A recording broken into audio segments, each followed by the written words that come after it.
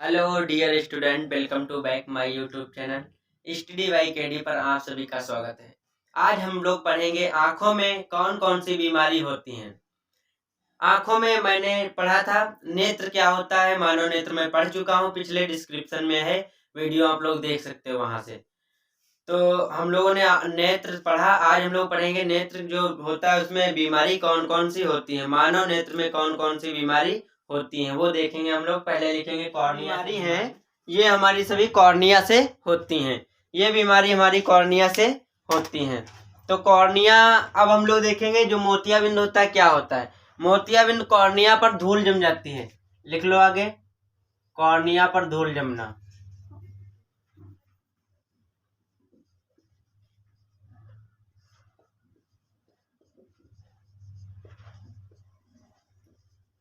Cornea पर धूल जमना, जैसा हम लोगों ने लिखा यहाँ पे जो मोतियाबिंद होता है उसमें कॉर्निया पर जब धूल पड़ जाती है, जो हमारी कॉर्निया होती है उस पर जब धूल जम जाती है तब मोतियाबिंद होता है। उसके बाद है ग्लूकोमा, कॉर्निया पर काले बिंदु टाइप के पड़ जाते हैं, जो कॉर्निया होती है इस पर छोटे छोटे धब्बे काले पड़ जाते हैं, उसे हम लोग कहते हैं ग्लूकोमा। जेरोप्थेलियमिया क्या है, आई ड्राइट, इसमें आंखें हमारी सूखी हो जाती है, सूख जाती है इसमें आंखें, आंखें के अंदर जो द्रव भरा होता है लिक्विड, वो तरल जो पदार्थ होता है वो सूख जाता है, जिसे हम लोग ड्राई आइज कहते हैं, जो इसे जेरोप्थेलिमिया कहते हैं। कैरोट मलेशिया क्या होते हैं, आंख की पुतली सफेद हो जाती है।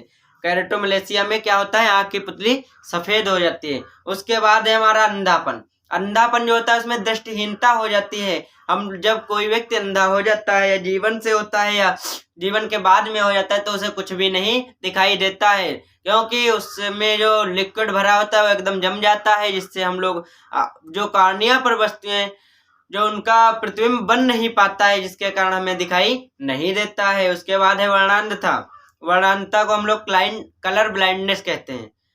कलर वर्णांधता में क्या होता है, हम लोग इसमें विभिन्न कलरों का जो पहचानते हैं उन्हें वो क्षमता हमारी चली जाती है, जिसके कारण हम लोग कलरों को नहीं पहचान पाते, इसको हम लोग वर्णांधता कहते हैं, जिसे कलर ब्लाइंडनेस कहा जाता है।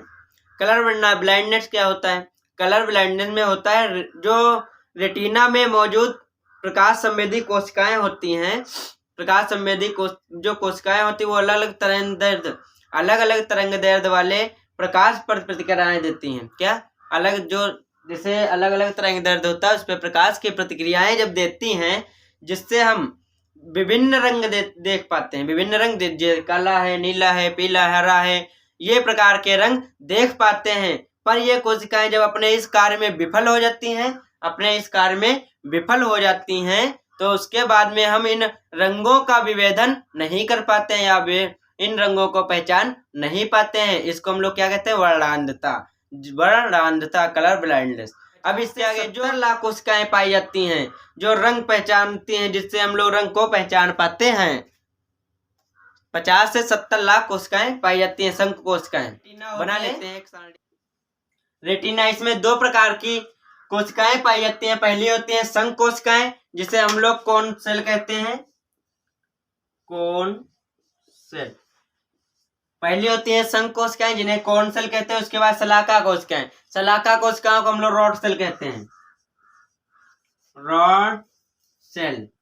इसमें दो प्रकार की रेटिना में कोशिकाएं पाई जाती हैं, पहली है कोन सेल, दूसरी रॉड सेल। पहली को शंकु कोशिकाएं कहते हैं, दूसरी को रॉड सेल यानी शलाका कोशिकाएं। शंकु कोशिकाएं 50 से 70 लाख पाई जाती हैं, जिनके कारण हम रंगों को पहचान पाते हैं। और इनके कारण इसमें लिख लो यहाँ पे शंकु कोशिकाओं का क्या कार्य होता है, तो इनका कार्य होता है कलर पहचानना।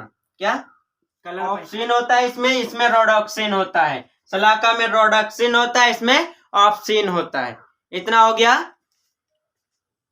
विटामिन ए की पूर्ति क्यों बनाए रखना चाहिए, जो विटामिन है उसकी पूर्ति क्यों बनाए रखना चाहिए, तो विटामिन हरे एवं पीले जो हरी सब्जियां होती है और पीली कलर की सब्जियां होती है, उनमें जो सब्जियों में पाई जाती है विटामिन ए, जैसे गाजर हो गया, और इनमें बीटा कैरोटीन होता है। अब हम लोग देखेंगे ये बीटा कैरोटीन किसमें होता है, हरी और पीली यानी येलो कलर, जो ग्रीन कलर और होता है, कौन सा, ग्रीन, ग्रीन एवं येलो, जैसे गाजर इसमें हो गया। ये जो होता है इसमें कैरोटीन पाया जाता है, बीटा कैरोटीन। जब बीटा कैरोटीन लीवर में जाता है तो ये रेटिनॉल में कन्वर्ट करता है। अब हम लोगों को पता है कि जो विटामिन ए का साइंटिफिक नेम क्या है, यही रेटिनॉल। क्या? रेटिनॉल। हाँ, तो बीटा कैरोटीन लीवर में जाता है तो लीवर कन्वर्ट करता है रेटिनॉल, रेटिनॉल से रोडोप्सिन बन जाता है। अब हमें पता है कि रोडोप्सिन कहाँ था, रोडोप्सिन कहाँ बनता है, कहाँ बनता है? जो रोडोप्सिन होता है वो शलाका कोशिकाओं में बनता है, जिसके कारण ये जब इसकी कमी होती है, विटामिन ए की हमारे शरीर में कमी होती है तो रतौंधी हो जाती है। क्या? रतौंधी। तो जब रोडोप्सिन होता है तो रॉड सेल्स, ये बोले तो शलाका कोशिकाएं, जब शलाका कोशिकाओं में रोडोप्सिन होता है तो अगर विटामिन ए की कमी होगी तो रोडोप्सिन में कमी आ जाएगी, जिससे लोग रतौंधी के ग्रसित हो जाते हैं। पारदर्शी होती है, ट्रांसपेरेंट, इसलिए यहाँ पे हम लोग इधर ये जब किरणें इधर बसते पड़ती है तो ये इसको गुजरने देती है, उसके बाद लेंस में जाती है। और लेंस कौन सा है? उत्तल लेंस। तो उत्तल लेंस का कार्य होता है कि जो कोई भी किरणें आए उनको एक पास में करना। तो ये यहाँ से यहाँ एक पॉइंट पे ले जाती हैं रेटिना पे, यहाँ पे इमेज बनती है। अब हम लोग अगर बात करें मोतिया बिंदु की, तो मोतिया बिंदु क्या होता है, जो ये कॉर्निया होती है, यहाँ पे एक झिल्ली होती है जिसे पारदर्शी झिल्ली हम लोग कहते हैं। तो इस पे धूल जम जाती है, जो मोतिया बिंदु होता है, जो जिसे जब जम जाती है तो उसके बाद में हमें धुंधला धुंधला दिखाई देता है, उसे मोतिया बिंदु कहते हैं। उसके बाद में दूसरा है अंधापन। अंधापन क्या होता है, जब ये ड्राई हो जाती है, सूख जाती है, ये पन्नी ड्राई हो जाती है तो उसके अंदर यहाँ पे एक लिक्विड भरा होता है। ये जब लिक्विड भरा होता है तो इसके सूखने के बाद ये लिक्विड जो होता है ये ड्राई हो जाता है, सूख जाता है, जिसके कारण अंधापन होता है। उसके बाद हमारी आंखों में एक लैक्रिमल ग्रंथ होती है, लैक्रिमल ग्रंथ। जो लैक्रिमल ग्रंथ होती है उसका कार्य क्या होता है, ये लैक्रिमल ग्रंथ का कार्य होता है आंसू बहाना। जो आंसू आते हैं इसी ग्रंथ के कारण आते हैं, लैक्रिमल ग्रंथ के कारण। लैक्रिमल ग्रंथ के कारण आंसू निकलते हैं हम लोगों के। उसके बाद में हम लोग देखेंगे इसमें दो दोष पाए जाते हैं आंखों में, निकट दृष्टि दोष, दूर दृष्टि दोष। दृष्टि दोष तो उसमें निकट का तो दिखाई देता है परंतु दूर का नहीं दिखाई देता है। उसी प्रकार दूर दृष्टि दोष, दूर का तो दिखता है पर निकट का नहीं दिखता है, निकट का नहीं दिखता है। उसके बाद जो ये जो निकट दृष्टि दोष है इसको हम लोग अवतल लेंस, अवतल लेंस के द्वारा, अवतल लेंस से दूर करते हैं, और इसको उत्तल लेंस से, उत्तल लेंस। कौन सा? उत्तल लेंस। इसको जो निकट दृष्टि दोष को अगर हमें दूर करना है तो अवतल लेंस लगाएंगे, और इसका जो इधर ये दूर दृष्टि दोष करना है तो उत्तल लेंस लगाएंगे। और आंखों की न्यूनतम क्षमता कितनी होती है, बताओ।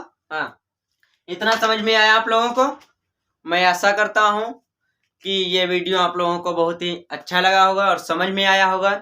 और इसका जो नेत्र का डिस्क्रिप्शन में वीडियो पड़ा है, देख लेना।